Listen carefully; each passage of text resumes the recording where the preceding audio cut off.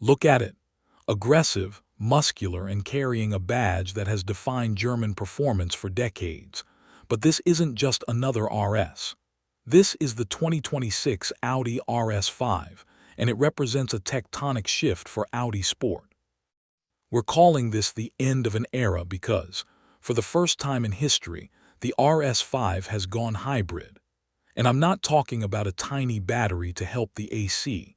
I'm talking about a 630 horsepower plug-in hybrid monster. Kicking off Audi's new naming strategy, where odd numbers are now the home for internal combustion, this car effectively replaces both the old RS4 and the RS5.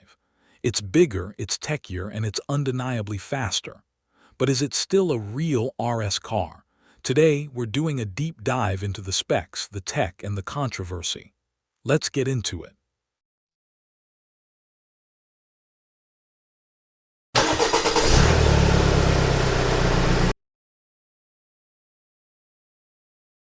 Before we talk about the motor, we have to talk about the presence. Audi designers clearly didn't get the memo on subtle. The 2026 RS5 is a full 4 centimeters wider than the standard A5. Those flared wheel arches aren't just for show. They're a direct tribute to the original Quattro rally legends of the 80s. Up front, the single-frame grille is massive, flanked by functional air intakes that look like they want to swallow the road whole. And check out these lights, matrix LEDs with a checkered flag signature. Around the back, Audi kept the iconic massive oval exhaust tips, but they've moved them slightly inward to make room for a diffuser that actually looks like it belongs on a GT3 car. Whether you choose the sleek fastback sedan or the absolutely stunning RS5 Avant, yes, the wagon is back and looking better than ever. The stance is undeniable. It looks expensive, it looks mean, and it looks ready to fight. Okay, let's talk numbers because they are staggering. Under the hood, Audi kept the 2.9-liter twin-turbo V6, but they've given it a serious promotion. On its own, the V6 now pushes 503 horsepower. But wait, there's more. Integrated directly into the 8-speed Tiptronic gearbox is an electric motor adding another 174 horses. The total system output, 630 horsepower and a massive 608 pound-feet of torque. To put that in perspective, that's over 100 horsepower more than a BMW M3 competition. Audi claims a 0 to 62 mph time of just 3.6 seconds.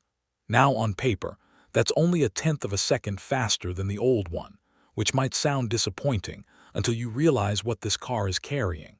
This is a plug-in hybrid with a 25.9 kilowatt-hour battery. That means you can drive up to 54 miles on pure electric power. Imagine commuting to work in total silence, and then unleashing 630 horses on the way home. It's the ultimate Dr. Jekyll and Mr. Hyde setup. Now we have to address the weight, because physics is a relentless opponent.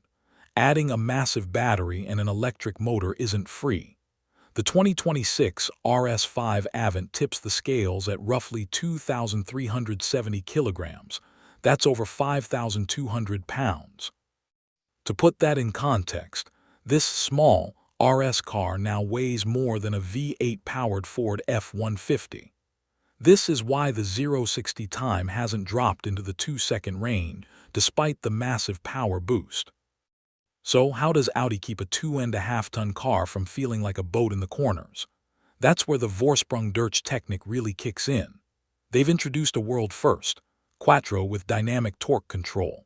It's an electromechanical torque vectoring system on the rear axle that can shift power between the wheels in just 5 milliseconds.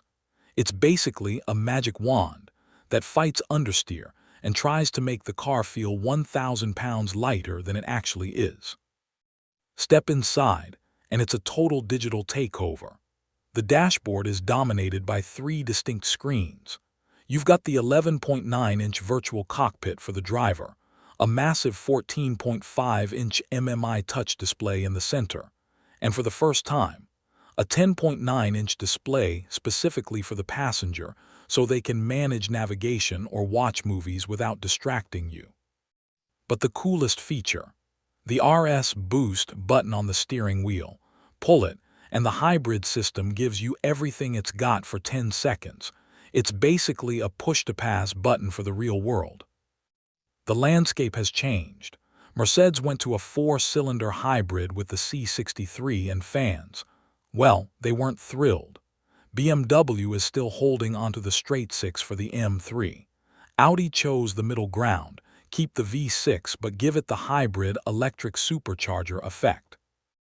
It's more powerful than the BMW, and it has a significantly better electric range than the Mercedes. While it may have lost the lightweight agility of the early RS models, it has gained a level of daily driver versatility that is hard to ignore. It's a super wagon for the era of electrification. Starting at around €106,000, it isn't cheap. But for a car that can do everything, maybe it doesn't have to be. What do you think? Did Audi make the right move keeping the V6, or is the weight a deal breaker for you? Let me know in the comments.